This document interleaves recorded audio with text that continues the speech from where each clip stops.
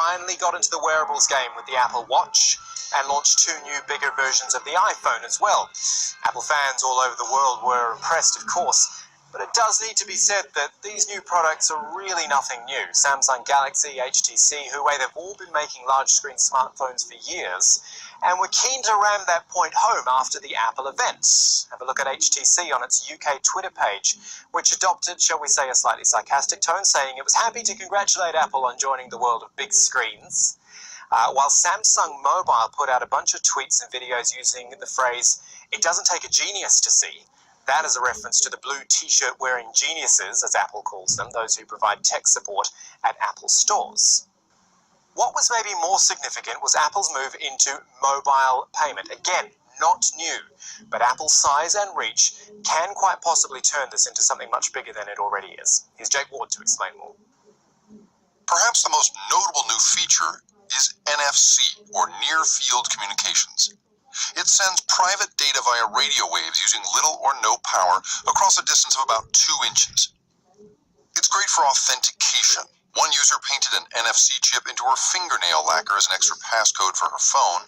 Another guy built a system that lets NFC start his car. But Apple's plan seems to be to use NFC to turn the phone into an extension of your wallet. Apple's getting a lot of attention about NFC, but the thing is, it's been in development since 2004, and in fact, it's been in the built landscape for a while. Since 2011, in fact, you could pay for parking at any of 30,000 parking meters here in San Francisco using an NFC-enabled smartphone. So it's not as if Apple's killing everybody, way out ahead of the competition on this one. NFC matters in this case, however, because Apple has more credit card information on file than Amazon and eBay combined, thanks to iTunes and the App Store. So if you've ever bought anything through either one on an iPhone, you're going to be ready to use the new iPhone to make purchases. But the use of that technology also brings up questions of trust. People already use their phones to hold all kinds of intimate stuff, including photographs of their kids and, well, romantic moments. The rise of an NFC-enabled smartphone is going to centralize even more of your personal information, in this case your credit cards, into the phone and make it accessible to the physical environment and hackers around you. Due to the proximity, hacking becomes very difficult, as well as the fact that it's up to industry standard encryption. And Apple's been working with the credit card companies to make sure that everyone's comfortable with what they're going to be releasing. Apple is moving more and more of your life into their products, and now almost any transaction you might make with cash, a soda, a pack of gum, a half tank of gas, will be yet another thing you'll have to trust Apple to protect. And just finally, the change which Apple didn't make a big deal about, but for the tech geeks and the audiophiles among us, it is a sad passing. Back in 2004, I bought this, an iPod. It plays music. It does nothing else.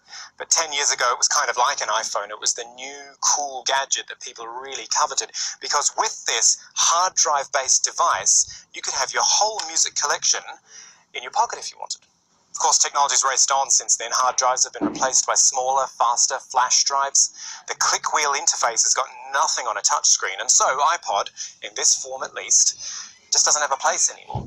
It's sad because this beautifully designed product was actually the thing which saved Apple back in 2001. It really wasn't competing with traditional PCs, and Apples and Macs were out of the mainstream. But it spotted a gap in the portable music market and pretty much changed it, and the company, forever. I'll admit, I haven't used my iPod in years, but nostalgia means I haven't gotten rid of it either. That is our show for this week, but there's more for you online at aljazeera.com/programs. The Counting the Cost page has individual reports, links, and entire episodes for you to catch up on. There's also the